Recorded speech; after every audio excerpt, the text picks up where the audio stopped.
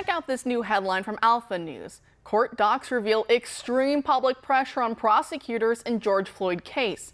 According to the deposition of a former Hennepin County prosecutor, the county's medical examiner told her in a phone call that there were no medical indications of asphyxia or strangulation.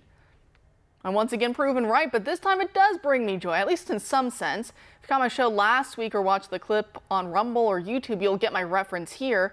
But this time, instead of talking about the queer activist in Philadelphia who absolutely loved the Soros-backed DA there, who was then subsequently shot dead inside his own home, allegedly at the hands of a teenager whose family argues that the 39-year-old victim plied the teen with drugs and sex since he was a minor and threatened to blackmail him with it. Well, instead of that, we're going to go back to a case I've talked about a gazillion times. But the reason I keep going back to the case of George Floyd is because new information keeps being released that only solidifies the argument I've been making since the beginning of May 2020. And because this piece of propaganda is the new foundational story for the year zero Marxist types trying to rewrite everything, it needs to be utterly dismantled.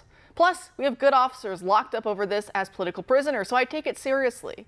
I literally just talked about it again this past Monday before Alpha News dropped this piece in which, aside from the obvious signs of a fentanyl drug overdose, both exhibited by Floyd before his death and shown by his body during the autopsy, that was not included in the conclusion of the medical examiner's report, where it gives a summation for cause of death.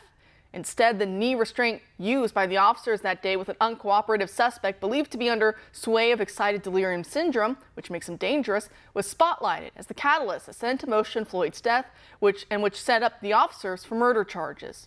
But in this piece, we learned about a lawsuit launched by Amy Sweezy, who was one of the top prosecutors for Hennepin County, Minnesota, where Minneapolis is. She already settled with the Minnesota Department of Human Rights against Mike Freeman, a former county attorney, for sex discrimination and for retaliation. That last part factors heavily into this lawsuit because Sweezy claims the retaliation in the office began when she and senior assistant county attorney Patrick Lofton pulled out of the Floyd case in early June.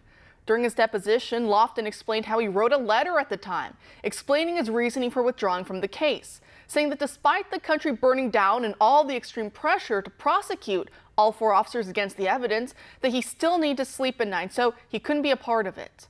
Several attorneys agreed with them. They felt that at most, former officer Derek Chauvin should have stood trial for third-degree murder charges, and the other three officers left free of charges.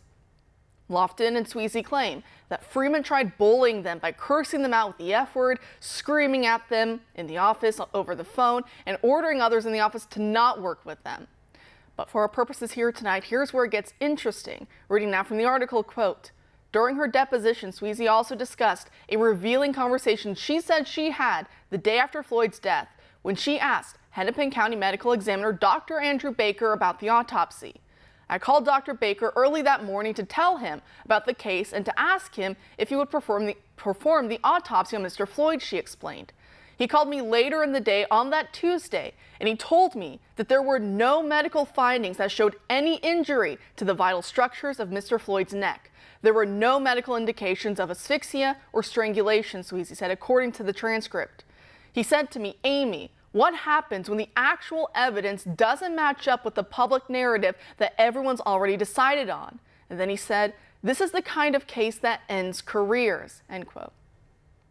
Said it time and time again, read the actual autopsy. The body of the report provides no supporting evidence for the conclusion of the knee restraint killing Floyd. There's no bruising or bleeding in the relevant tissues that usually accompany such a death.